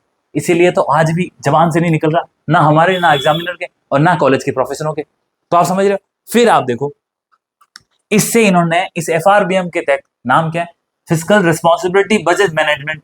तो मैनेजमेंट जो प्रबंधन की प्रक्रिया है, उसको उन्होंने, जो फाइनेंशियल मैनेजमेंट है, वित्तीय प्रबंधन है, इसको सुदृढ़ किया भारत के अंदर। इससे पहले ये इतना कोई एस्टेब्लिश प्रैक्टिस थी नहीं। भाई कोई अच्छा गवर्नमेंट सर्वेंट था, ब्यूरोक्रेट था, कोई आईएएस थे, वो बता देते कि ये गलत है, ये गलत है। एफआरबीएम एक्ट लाने से पहले 1990 से लेके जो 2000 तक के हालात थे, उसको कई इकोनॉमिस्ट ने इसको हाईलाइट किया था, इसकी समस्याओं को बताया था। लेकिन ये हाईलाइट होना और समस्या का हल होना, दोनों बड़ा फर्क होता है। और जब आप किसी चीज को पार्लियामेंट से बिल पास करके पारित कर देते हो ना, फिर उसका मजा ही अलग है। अब इसका मजा कैसे, आगे देखते हैं। ये तो होगी कहानी खत्म, फिर देखते हैं आगे। आगे क्या हुआ, ये तो चलो अभी मैंने आपको कहानी समझाई, ये तो वो चीज आ गई। आगे बढ़ते हैं। ये सब देख लिया आपने, ये सब देख लिया, फिर आते हैं यहाँ पे। अब लो, अब जो एफआरबीएम एक्ट बना, इसके बाद कुछ थोड़े से रूल्स आए, एक्ट के बाद रूल भी आते हैं, लेकिन इसने 4 चीजों पे ध्यान दिया था। और वही 4 इंडिकेटर आज भी हमारे लिए बहुत इंपॉर्टेंट है कि इन इंडिकेटर के आधार पर ही आप ट्रांसपेरेंसी लाओगे, आप फिस्कल स्टेटमेंट लाओगे, फिस्कल डिसिप्लिन को मेंटेन करोगे, घाटे को कम करोगे। सबसे पहले था कि जो रेवेन्यू डेफिसिट है आपका, यानी कि राजस्व घाटा, राजस्व घाटा, इसको बोला 0% करना है। आप समझ रहे हो? मतलब मैं टारगेट अभी नहीं, टारगेट बाद देख लेंगे, लेकिन इनका 4 पिलर थे। एक क्या था? राजस्व घाटे पे टारगेट करना। दूसरा था इनका राजकोषीय घाटे को टारगेट करना। अब इसके बार बार इन चीजों के बारे में बात नहीं करेंगे, ऑलरेडी हमने कवर कर लिया कि ये घाटे कौन से हैं। फिर था तीसरा इसको रखते हैं, बोला कि सरकार की उधारी कितनी है, आपके ऊपर डेब्ट कितना है टोटल। और डेब्ट किसका? भारत की जीडीपी का। मान लीजिए हमारी अर्थव्यवस्था इतनी, कोई बोलता 4 ट्रिलियन, कोई बोलता 3.5 ट्रिलियन। जो आपकी अर्थव्यवस्था, उस अर्थव्यवस्था के ऊपर आपने उधारी कितनी ले रखी।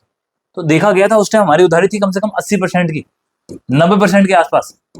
इस उधारी को कम करना था। आज लगभग जाके हमारी जो उधारी है वो 57% के आसपास है। इसको हम इंग्लिश में डेब्ट टू जीडीपी रेशियो कहते हैं। भाई आपने जीडीपी की तुलना में कितना उधार ले रखा है, तो ये जो डेब्ट टू जीडीपी रेशियो है इसको कम करना, ये एक और इंपॉर्टेंट इसका पिलर था। और उसके बाद जो आपकी जीडीपी है ना, इस जीडीपी के आधार पे आप कितना टैक्स कलेक्ट कर रहे हो, कैसे मालूम चलेगा कि आपकी अर्थव्यवस्था स्ट्रांग है, उसको पकड़ने का एक तरीका होता है आपका टैक्स कलेक्शन। अगर आपका टैक्स कलेक्शन अच्छा है, उसकी बियोंसी अच्छी है, इसका मतलब आपकी अर्थव्यवस्था सुदृढ़। और यदि आपका टैक्स कलेक्शन अच्छा नहीं है तो कहीं ना कहीं ये प्रॉब्लमेटिक है, क्योंकि टैक्स आपका रेवेन्यू का बहुत बड़ा सोर्स है। जितना आपके पास टैक्स आएगा, उस टैक्स के कारण आपको बोरोइंग तो करनी नहीं पड़ेगी। बोरोइंग नहीं करोगे तो ना आपका रेवेन्यू डेफिसिट होगा, ना आपका फिजिकल डेफिसिट होगा, ना आपका प्राइमरी डेफिसिट होगा। तो एक चीज को इंप्रूव करने से ये, इसीलिए सरकार ने धीरे धीरे हमारे टैक्स के बेस को बढ़ाया। आज देखो टैक्स लेने वालों की संख्या को बढ़ाने का दिन ब दिन सरकार प्रयास कर रही है, और जीएसटी को लाना, इनकम टैक्स में संशोधन करना, ये सारी चीजें उसी का एक भाग है। तो जंग किसने छेड़ी? एफआरबी। तो ये चार चीजें मेन ध्यान रखनी है कि क्या है, राजस्व घाटा पे ध्यान देना है, राजकोषीय घाटे पे ध्यान देना है, उसके बाद डेब्ट टू जीडीपी रेशियो कितना अपना, फिर अपना टैक्स कितना है जीडीपी के संदर्भ में, हम कितना टैक्स कलेक्शन कर पा रहे हैं। तो ये चार चीजों को इन्होंने ध्यान देने के। अब सिंपल परीक्षा में प्रश्न बन सकता है कि एफआरबीएम एक्ट जो ओरिजिनल 2003 के अंदर आया था, उसमें किन चार चीजों पर ध्यान दिया गया, आज भी इन्हीं पे ध्यान है, तो प्रश्न बन सकता है। ठीक है, और ऐसा पूछा भी गया, अभी आरएस का पेपर हुआ था जो, उसके अंदर पूछा गया क्या टारगेट दिए इन्होंने। तो जब मैंने क्या बोला आपको, लेके आए थे बिल 2003 के अंदर, पारित हुआ आपका, लेके आए थे 2000 के अंदर, पारित हुआ 2003 के अंदर, लागू किया आपने 2004 से। जब आपने 2004 से लागू किया तो आपने 5 साल के टारगेट बनाए, और 5 साल की अवधि बनती है इसकी मार्च 2000, सॉरी 2000 नहीं, 2000 कहाँ, हाँ 2000, मार्च 2009, तारीख क्या थी, 31 मार्च होगी शायद, डेट नहीं लिखी, लेकिन मार्च 2009 तक इन्होंने बोला कि इस तारीख तक आपको टारगेट पूरे करने। 4 पिलर बता दिए। जो हमारा राजस्व घाटा है, रेवेन्यू डेफिसिट है, उसको तो आपको खत्म करना है, मैंने बोला 0% लेके आना 2009 तक। फिर आपका जो फिजिकल डेफिसिट है, राजकोषीय घाटा है, उसको क्या करना, आपको 3% करना है साल 2009 तक। डेट एक ही है, 31 मार्च 2009, टारगेट अलग अलग है, तो आपको क्या करना पड़ेगा, यहाँ पे और यहाँ पे। हो गया क्लियर? फिर आते हैं हम यहाँ पे। अब बोला कि जो मीडियम टर्म है, मीडियम टर्म के लिए आप फिजिकल पॉलिसी आप लेके आओगे, जिसके आज डॉक्यूमेंट रखे जाते हैं, और क्या करोगे, इसके लिए नए नए टारगेट दोगे कि आगे आने वाले साल। जैसे मान लीजिए आपने बोला कि मैं 2009 के अंदर मेरा टारगेट 3% फिजिकल डेफिसिट को घटाने का है। अब अगले साल क्या विजन है आपका, कहीं बढ़ा रहे हो, कम कर रहे हो, वो भी दिखाओ, उसको रोलिंग टारगेट कहते हैं। आज रोलिंग टारगेट इंपॉर्टेंट है। निर्मला सीतारमन जी ने इस रोलिंग टारगेट की मशीनरी का यूज किया, और उन्होंने हमारे जो फिजिकल डेफिसिट है ना, उसको थोड़ा सा बढ़ाया। लेकिन सीक्वेंस से बढ़ेंगे तो कहानी समझ में आएगी। इसके बाद ट्रांसपेरेंसी के लिए डॉक्यूमेंट हो गए, और एक साथ में क्या आया, एस्केप क्लॉज। इसकी यहाँ बात नहीं करूंगा, बाद में करूंगा, क्योंकि एस्केप क्लॉज बहुत इंपॉर्टेंट है, लेकिन कोविड के संदर्भ में। ठीक है, अब ये हो गया। अब जो ये टारगेट इन्होंने दिए, जो इन्होंने टारगेट दिए, इस टारगेट को पूरा करने के लिए थोड़ा सा मैंने लिख रखा, क्या लिखा है, revenue deficit target completely eliminate करो आप मार्च 31 तक। मिनिमम आपको हर साल कितना कम करना है, 0.5%। तो ये कोई बहुत बड़ी बात नहीं है। बात ये है कि रेवेन्यू डेफिसिट, राजस्व घाटे को आपको 31 मार्च 2009 तक कंप्लीटली खत्म करना था।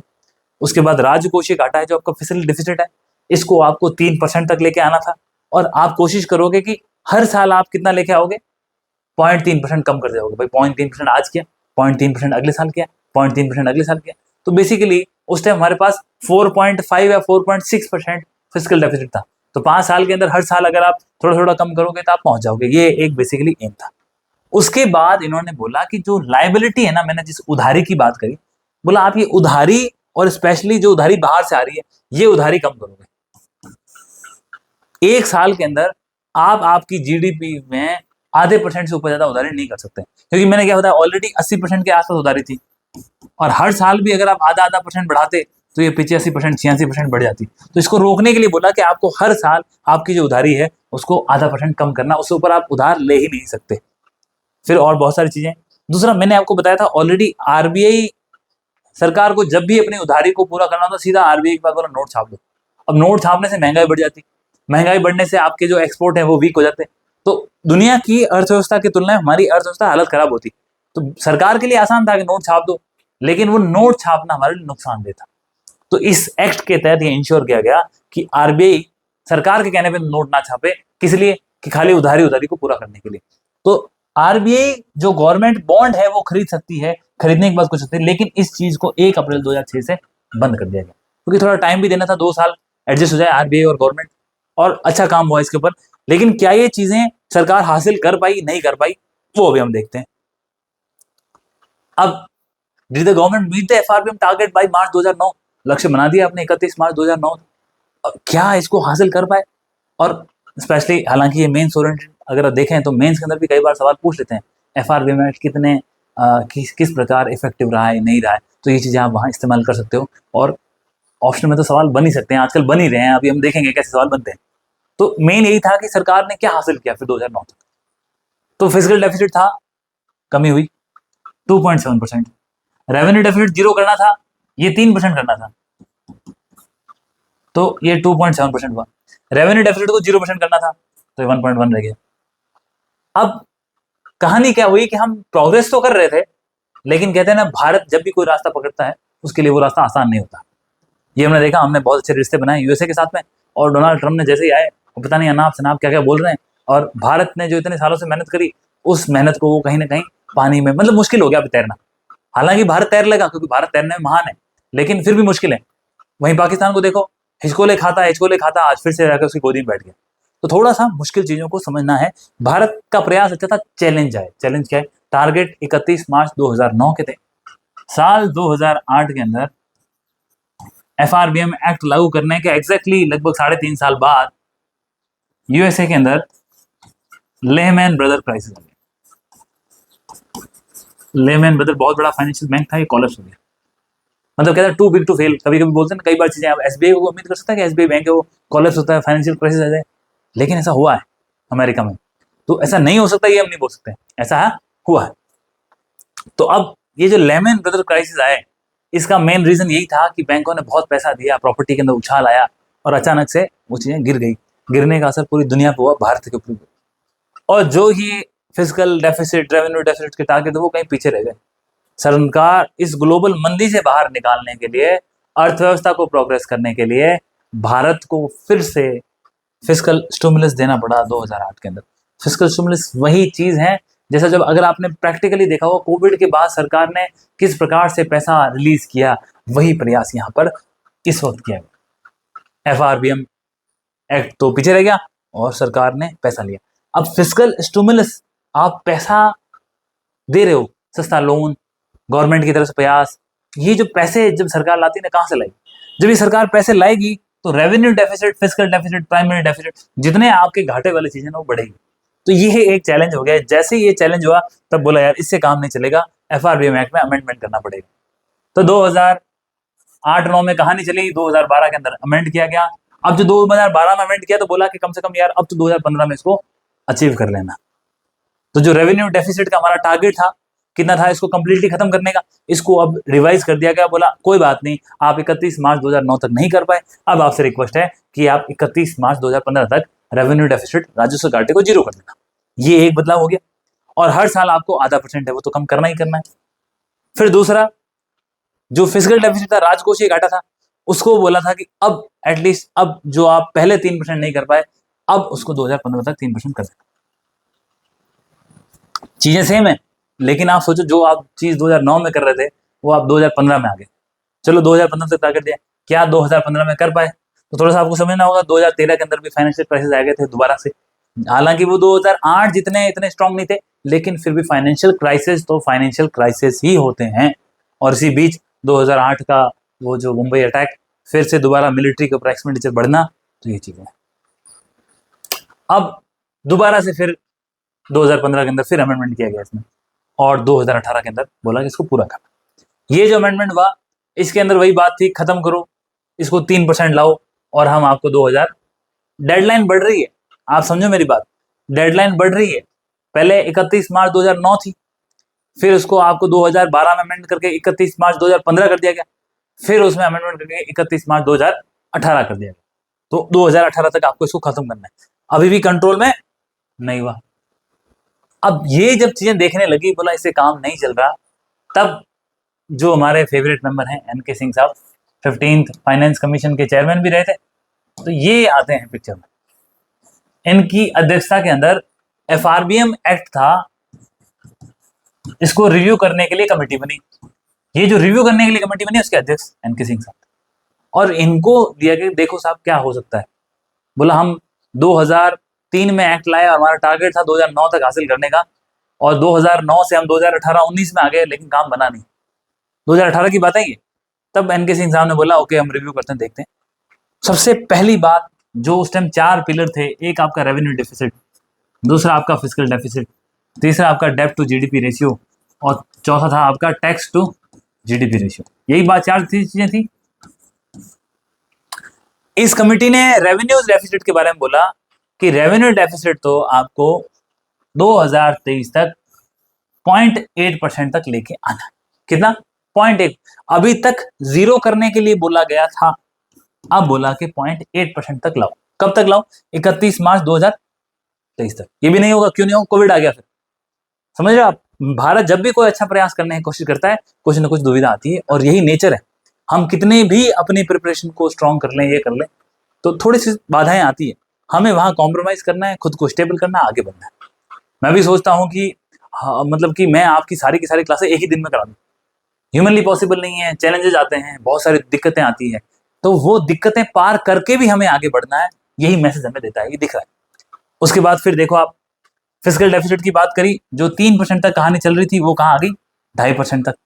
एनुअल टारगेट तो वही है कि रेवेन्यू डेफिसिट को 0.5% हर साल कम करना है, और फिजिकल डेफिसिट को 0.3%। जो आपका ये था डेब्ट टू जीडीपी, डेब्ट टू जीडीपी के लिए स्ट्रिक्टली बोल दिया कि किसी भी सूरत में भारत का जो कर्ज है उसकी जीडीपी की तुलना में वो 60% से ऊपर नहीं हो सकता। और ये जो 60% था, उसमें इन्होंने बोला था कि 40% की लिमिट केंद्र सरकार के लिए और 20% की लिमिट राज्यों के लिए। इन दोनों को मिला के इन्होंने हमारा जो कर्ज है उसकी लिमिट तय कर दी, जीडीपी की तुलना में जो होना चाहिए। और टैक्स का बोला कि टैक्स के बेस को बढ़ाओ। जब टैक्स का बेस बढ़ेगा तो रेवेन्यू डेफिसिट कम होगा, ओवरऑल फिजिकल डेफिसिट कम होगा, चीजें सुदृढ़ हो गई। तो ये एनके सिंह साहब ने सजेशन दिए, और जब ये इन्होंने सजेशन दिए, इसके साथ ही ये जो बदलाव आया था, एक इफेक्टिव रेवेन्यू डेफिसिट जो अमेंडमेंट किया गया एफआरबीएम एक्ट के, उसके बाद ऐड किया। और मैंने बताया था इफेक्टिव रेवेन्यू डेफिसिट यानी कि प्रभावी राजस्व घाटा क्या है। मैंने ऑलरेडी बताया आपको, प्रभावी राजस्व घाटा क्या है। तो मैंने बोला जो आपका राजस्व घाटा है, उस राजस्व घाटे में सरकार के द्वारा जो आपको ग्रांट दिए गए वो माइनस कर दो, तो आपको प्रभावी राजस्व घाटा मिल जाएगा। यही डेफिनेशन ये इन्होंने यहाँ ऐड करी, क्योंकि बोला कि राजस्व घाटा बहुत बड़ी चीज है। अगर सरकार ने कोई ग्रांट दिए ना, तो वो इसका मतलब थोड़ा सा कम हो गया, तो ये एक बदलाव लाने का प्रयास किया गया। उसके बाद जो फिक्स टारगेट थे ना, ये फिक्स टारगेट में बदलाव किया गया। इसको क्या गया? Rolling target. बोला समस्याएं आती है, और जब कोई समस्या आती है तो कुछ चेंज होना चाहिए। इन समस्याओं के टाइम उन्होंने बोला था, एस्केप क्लॉज लिखा कहीं? नहीं लिखा। ये जो समस्याएं आती है इसके लिए इन्होंने एस्केप क्लॉज दिया था। आप अपनी जिम्मेदारियों से थोड़ा सा एस्केप कर सकते हो। इसमें पावर दी गई केंद्र सरकार को कि जब भी कोई दुविधा आए, नेचुरल डिजास्टर आए, कुछ भी आ जाए, तो उस वक्त आप अपनी जीडीपी का 0.5% केंद्र सरकार, राज्य सरकार जिसको जरूरत है उसको आप पैसा दे सकते हो जीडीपी का। तो फिर 0.5% आप फ्लक्चुएट कर सकते हो। फिर एनके सिंह कमेटी बन गई, और इन्होंने ये 40% केंद्र के लिए, 20% राज्यों के लिए, और 60% और डेब्ट टू जीडीपी रेशियो बता दिया। और फिजिकल काउंसिल जो रिकमेंडेशन देती है उसको मानने के लिए बोला गया। अब ये जो कहानी आए, एनके सिंह साहब आए, ये कर, अब फाइनली ये सब इतनी बात होने के बाद, और कोविड का इम्पैक्ट तो पता ही है, इसको ज़्यादा डिस्कस करने की जरूरत नहीं है। बस आपको ये समझना होगा कोविड ने क्या किया।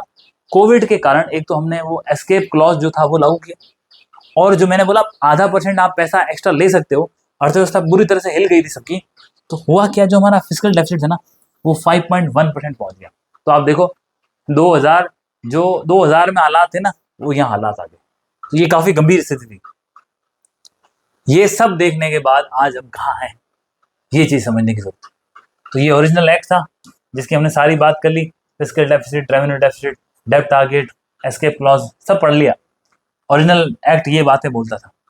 अब 2018 के बाद से जो रिफॉर्म्स आए, उसमें हमने बोला कि हम 3% डेब्ट टू जीडीपी कम करेंगे, और अल्टीमेटली एनके सिंह साहब ने तो बोला था कि 2.5% तक आपका राजकोषीय घाटा होना चाहिए।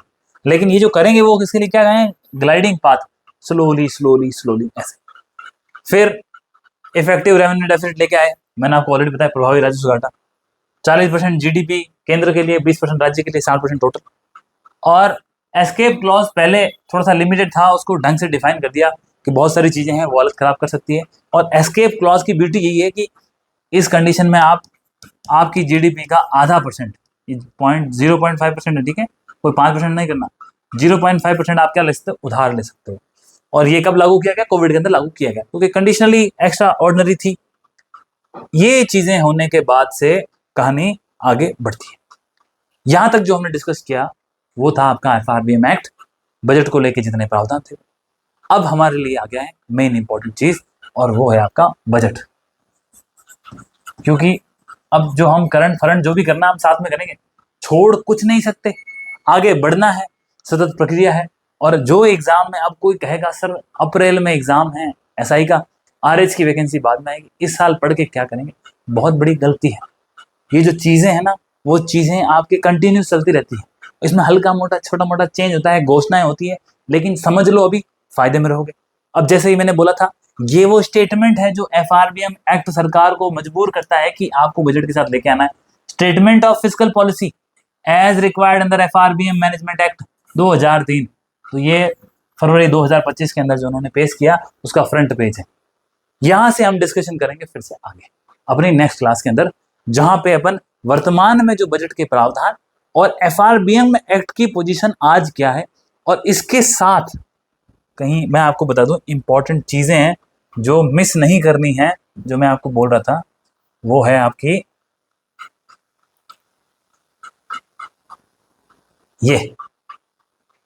ये आपका आरएस 2024 का प्रश्न था, ये कि which of the following is not associated with the financial sector reforms in India initiated after 1991। Bharat में 1991 के बाद शुरू हुए वित्तीय क्षेत्र के सुधारों में से निम्न में से कौन सा संबंधित नहीं है। पूछा कब से 1991, जो कहानी बात करी वो कहानी इसीलिए बात करी, ये पेपर हुआ था फरवरी 2025 में। अगर फरवरी 2025 में आपसे कोई पूछ रहा है, और ये सवाल तभी कर सकते हो जब थोड़ी आपको समझ है, कुछ कहानियां पता है, कहानियां लिंक हो रही है। तो यही कहानी एफआरबीएम में समझाने की कोशिश करी, यही रिफॉर्म्स में समझाने की कोशिश करी। तो चलो इसका आंसर डिस्कस कर लेते हैं। बाकी मेरा प्लान था कि हम आगे इसको एक साथ करेंगे, लेकिन कोई बात नहीं। अब ये बोलता है कि भारत में 1991 के बाद शुरू हुए वित्तीय क्षेत्र के सुधारों में से निम्न में से कौन सा संबंधित नहीं है। किसका? वित्त। अब देखो ये जो बाकी है ना, पूंजी पर्याप्तता, गैर आस्तिकारी परिसंपत्तियां, सरफेसी अधिनियम, और ये सब एफआरबीएम एक्ट। तो ज्यादा हिंदी में पढ़ने से तो कंफ्यूज हो जाते हैं, पूंजी पर्याप्तता क्या है नहीं है, आपको हिंदी में पढ़ने समझ में भी नहीं आएगा। क्योंकि जिसने इसको लागू किया ना बेसल नॉर्म्स के आधार पे, उन्होंने भी इसको कैपिटल एडिक्वेसी लिखा है। हमारी जो मॉनेटरी पॉलिसी कमेटी की रिपोर्ट होती है वो भी इसको कैपिटल एडिक्वेसी बोलती है। गैर आस्तिकारी परिसंपत्तियां आसान है या फिर नॉन परफॉर्मिंग एसेट एनपीए आसान है, तो आप खुद सोचो। इसलिए दोनों लैंग्वेज का इस्तेमाल जरूर करना है। नॉन परफॉर्मिंग एसेट, अब देखो थोड़ा सा बताता हूं, इसने बोला फाइनेंशियल सेक्टर के रिफॉर्म्स। अब ये जो बाकी रिफॉर्म्स है ना, पहला दूसरा चौथा, ये सब फाइनेंशियल सेक्टर के रिफॉर्म्स है। लेकिन क्या नहीं है? एफआरबीएम नहीं। क्यों? ये सरकार लेके आई, सरकार लेके आई सर, बिल्कुल सही। तो ये कैसा रिफॉर्म था सर? ये फिस्कल रिफॉर्म था। फॉलो करना नंबर एक बार। दूसरा, क्यों लेके आया एफआरबीएम? एफआरबीएम एक्ट लाने का उद्देश्य यही था, बजट के अंदर सरकार क्या खर्च कर रही नहीं कर रही, जो उधारी ले रही है उसको रेगुलेट करना, फिस्कल डिसिप्लिन को लेके आना। तो वो जो फिस्कल डिसिप्लिन को आप लेके आने के लिए आपने जो एक लीगल बैकिंग दी, एक कानूनी प्रक्रिया से एक एक्ट पास किया, ताकि सरकार हमेशा जिम्मेदार रहे और उस बात को फॉलो करे। तो वो प्रयास था। लेकिन जो एफआरबीएम एक्ट का जो हम सिस्टम लेके आए 2003 के अंदर, ये बिल्कुल 1991 के बाद है, ये सारे के सारे 1991 के बाद है। लेकिन इसमें ब्यूटी यही है कि एफआरबीएम जो एक्ट था वो फिस्कल रिफॉर्म था, फाइनेंशियल रिफॉर्म नहीं था। आप समझ गए? ये एक इंपॉर्टेंट चीज हमें इस बात से समझनी है। ये देखो प्रश्न कितने ब्यूटीफुल, कितना शानदार प्रश्न बना है। थोड़ा सा ढंग से पढ़ा होना तभी ऐसे प्रश्न कर सकते हैं, आसानी से नहीं कर सकते। तो यही मेरा बताने का प्रयास था। और ये प्रश्न है, इन प्रश्नों को अपन नेक्स्ट क्लास में करेंगे। काफी लंबी होगी क्लास, मेरा भी गला सूख रहा है, पानी आनी पी लूंगा और आप लोग बोलोगे चाय पी लूंगा। फिर इसके बाद हम आगे चलेंगे। इफेक्टिव रेवेन्यू डेफिसिट क्या है? बिल्कुल देखो आप, एज इट इज सवाल आया है, छपा है ये, और हमने इसके बारे में बात करी। आज तो आपको पता है, आज की क्लास के माध्यम से आप सीख गए कि सर इफेक्टिव रेवेन्यू डेफिसिट कब आया था। तो 2012 में जो हमने एफआरबीएम एक्ट के अंदर अमेंडमेंट किया था तब ये आया है, समझे आप। तो ये इससे क्या होता है, आसान होता है चीजों को। अब ये है क्या, देख लो आप, सिंपल। इफेक्टिव रेवेन्यू डेफिसिट क्या है, रेवेन्यू डेफिसिट में से क्या माइनस कर दो, grants in aid in creation of capital asset. Primary deficit कोई लेना नहीं, revenue deficit minus interest payment कोई मतलब नहीं। Capital expenditure plus grant in aid plus तो होगा ही नहीं भाई। तो बेसिकली देखो, थोड़ा सा पढ़ा है, क्लियर है, तो यहीं से हो रहा है। राजस्व घाटा माइनस पूंजीगत परिसंपत्तियों के निर्माण के लिए सहायता। मैंने बोला आपको ग्रांट, ये रहा ग्रांट, माइनस कर दो, सिंपल, ज्यादा कॉम्प्लिकेटेड नहीं करना चीजों को। तो बड़ा अच्छा सवाल था, और यहाँ आज की क्लास को विराम देते हैं। वी विल मीट अगेन, ठीक है। और इनिशिएटिव अच्छा लग रहा है और बहुत पसंद आ रहा है, तो लाइक करें, अपने दोस्तों के साथ शेयर करें। We will meet again tomorrow. जय हिंद।